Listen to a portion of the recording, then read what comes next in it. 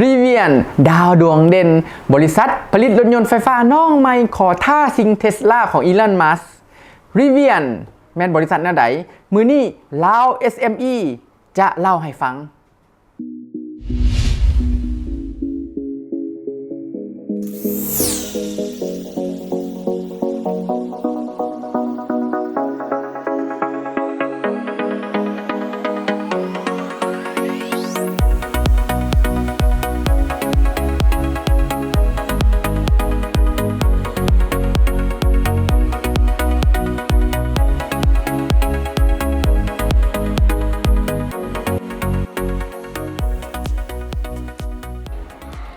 เมื่อเอ่ยถึงบริษัทผลิตรถยนต์ไฟฟ้าอันดับหนึ่งของโลกต้องมอบให้แก่เทสลาซึ่งมีอีลอนมัสก์เป็นผู้บริหาร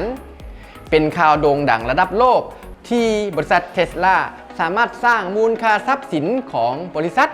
ขึ้นมาแซงบริษัทโตโยต้าซึ่งครองแชมป์อันดับหนึ่งของโลกมาเป็นเวลาโดนนานได้สำเร็จที่น่าสนใจไปกว่านั้นก็คือ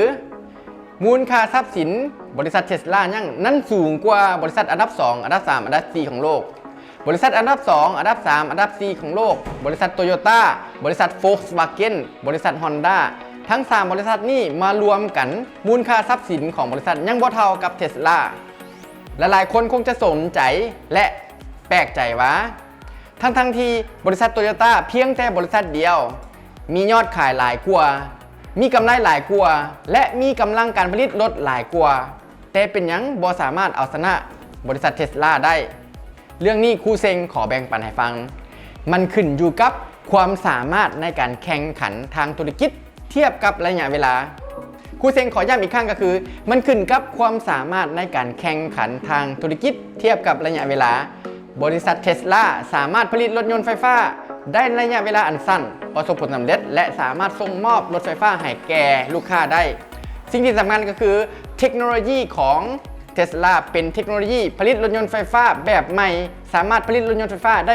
100% ที่ดีต่อสภาพแวดล้อมประหยัดพลังงานไฟฟ้าและบ่ปล่อยสารพิษคาร์บอนไดออกไซด์ออกสู่โลกเทสลาจึงเป็นอนาคตของโลกจึงกันให้นักลงทุนมาทุ่มเงินลงทุนซื้อหุ้นของบริษัทเทสลาหุ้นของบริษัทเทสลาจากต้นปี 2020 อยู่ที่1หุ้น100เหรียญ USD แต่มาฮอดปัจจุบันเดือน1ปี 2021หุ้นของบริษัทเทสลาสูงขึ้น1หุ้นประมาณ850เหรียญ USD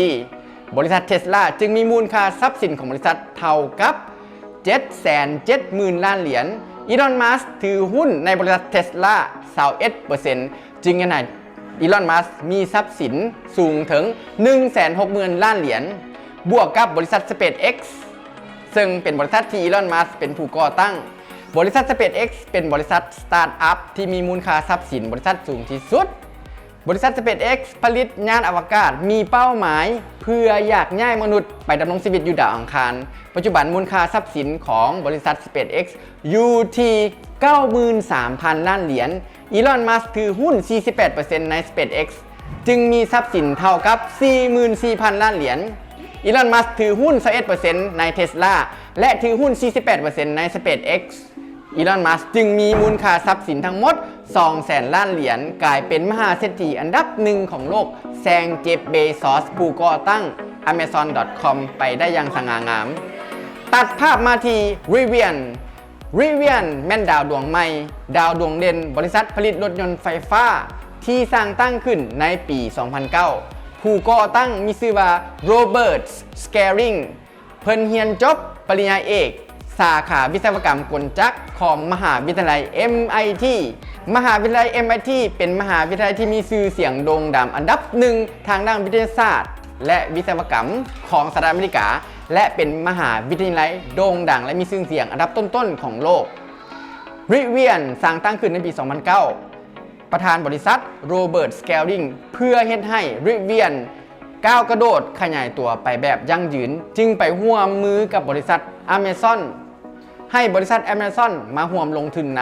ำริเวียนมีเทคโนโลยีและนวัตกรรมที่ทันสมัยในการผลิตรถไฟฟ้าจึงให้ Amazon สนใจและเข้ามาร่วมลงทุนในบริษัทริเวียนโดยมูลค่าทรัพย์สิน 2,700 ล้านเหรียญสหรัฐในปี 2021 ริเวียนจะผลิตรถไฟฟ้าออกมา3รุ่นให้แก่ลูกค้า